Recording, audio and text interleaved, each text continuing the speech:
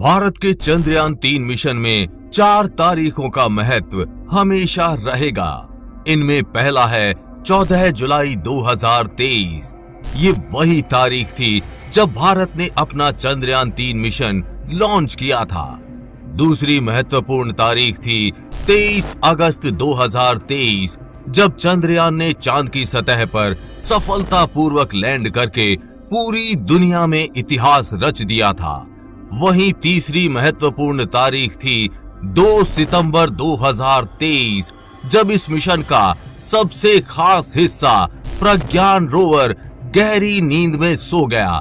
और अंतिम महत्वपूर्ण तारीख थी 4 सितंबर 2023, जब इस मिशन का दूसरा सबसे खास हिस्सा विक्रम लैंडर होप टेस्ट के बाद, यानी वापस उड़कर उतरने के बाद गहरी नींद में सो गया।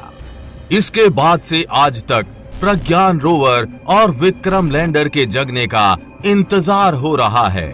आज चंद्रमा पर सूरज ढल चुका है। शिव शक्ति पॉइंट पर 30 सितंबर से ही सूरज की रोशनी कम होने लगी थी और हम आपको कल ही इसरो में उपलब्ध अपने इनसाइड सोर्स के द्वारा बता चुके हैं कि अब चंद्रयान-3 के लैंडर और रोवर की स्लीप मोड से बाहर आने की सारी संभावनाएं खत्म हो चुकी हैं।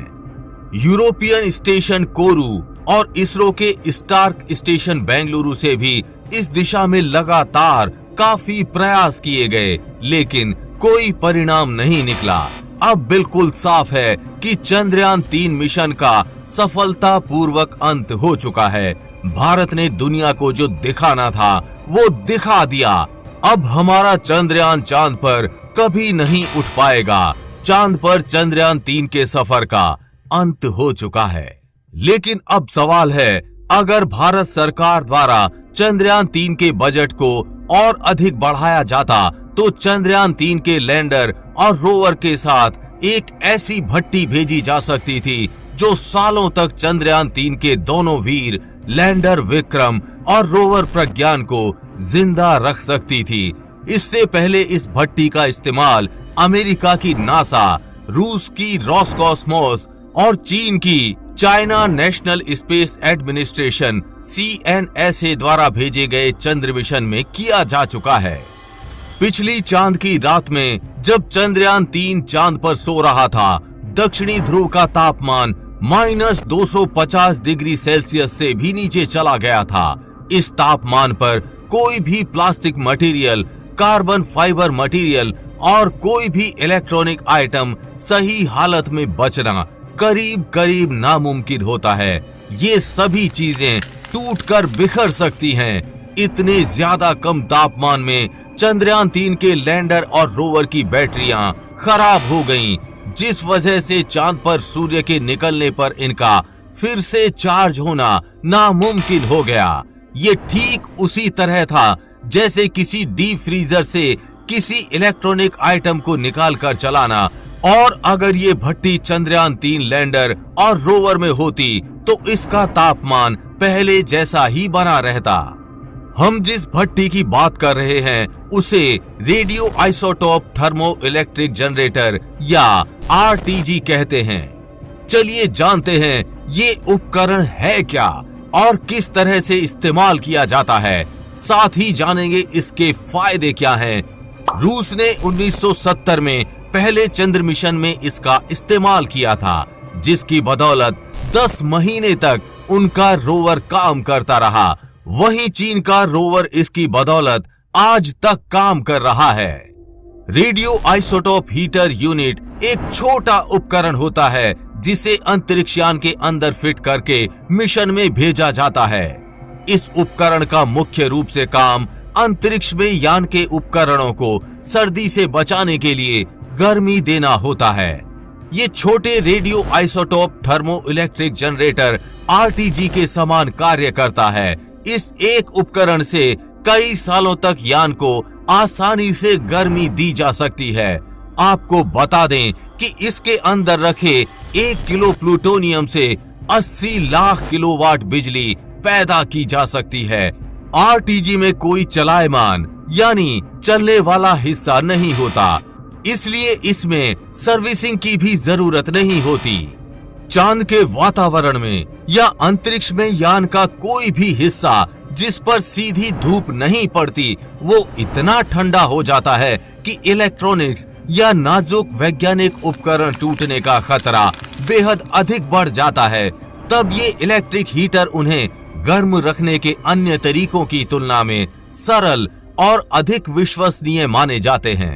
Radio isotope thermo electric generator यानी आरटीजी वो उपकरण है जिसका इस्तेमाल अमेरिका की नासा और रूस की अंतरिक्ष एजेंसी कई बार और चीन एक बार कर चुका है। नासा जीपीएचएस आरटीजी का इस्तेमाल यूलिसिस 1, गैलीलियो 2, कैसिनी ह्यूजेंस 3 और न्यू होराइजन्स 1 मिशन पर कर चुका है। रूस की अंतरिक्ष एजेंसी रोसकॉस्मोस 17 नवंबर 1970 को चांद पर रोवर उतारने वाला पहला देश बना था। ये 8 पहियों वाला रोवर था जिसने 10 महीने का समय चंद्रमा की सतह पर बिताया था। लूनोखोद 1 रोवर लगभग 2.3 मीटर लंबा और 1.5 मीटर चौड़ा था। 10 महीने के सफर में चांद पर रात भी आई। ऐसे में रूस ने पोलोनियम रेडियो आइसोटोप हीटर की मदद से रोवर को गर्म रखा। चीन का लूनार लैंडर चेंज 4 और रोवर U22 साल 2019 में चांद पर रात बीतने के बाद भी सरवाइव कर गए थे। चीन का U22 रोवर चंद्रमा पर पिछले 4 साल बाद भी आज तक काम कर रहा है। U22 भी प्रज्ञान की तरह ही 6 पहियों वाला है। इसका वजन 140 किलोग्राम है। जब चांद पर रात होती है तो ये स्लीप मोड में चला जाता है। इस दौरान इसके अंदर मौजूद रेडियो आइसोटोप हीटर यूनिट इसे ठंड में बचाता है। इसमें प्लूटोनियम 238 का इस्तेमाल किया गया है। अभी हाल में क्रैश हुआ रूस का लूना 25 तो आपको याद ही होगा, जो चांद पर 1 साल काम करने वाला था। लूना 25 में चांद की रातों की ठंड से बचाने के लिए उपकरणों को गर्मी और बिजली प्रदान करने के लिए रेडियो आइसोटोप हीटर यूनिट लगाया गया था, जबकि हमारा चंद्रयान 3 सिर्फ सौर ऊर्जा पर निर्भर था और इसमें रात की ठंड से बचाने के लिए कोई यंत्र भी नहीं लगा है। इसलिए चंद्रयान 3 का 22 सितंबर 2023 को जब चांद पर दिन हुआ तो काम नहीं कर पाया। अब हमारे दोनों वीर लैंडर विक्रम और रोवर प्रज्ञान चांद की सतह पर भारत के दूत के रूप में मौजूद रहेंगे। यानी हमारा चंद्रयान 3 चांद पर हमेशा हमेशा के लिए इतिहास में अमर हो गया है।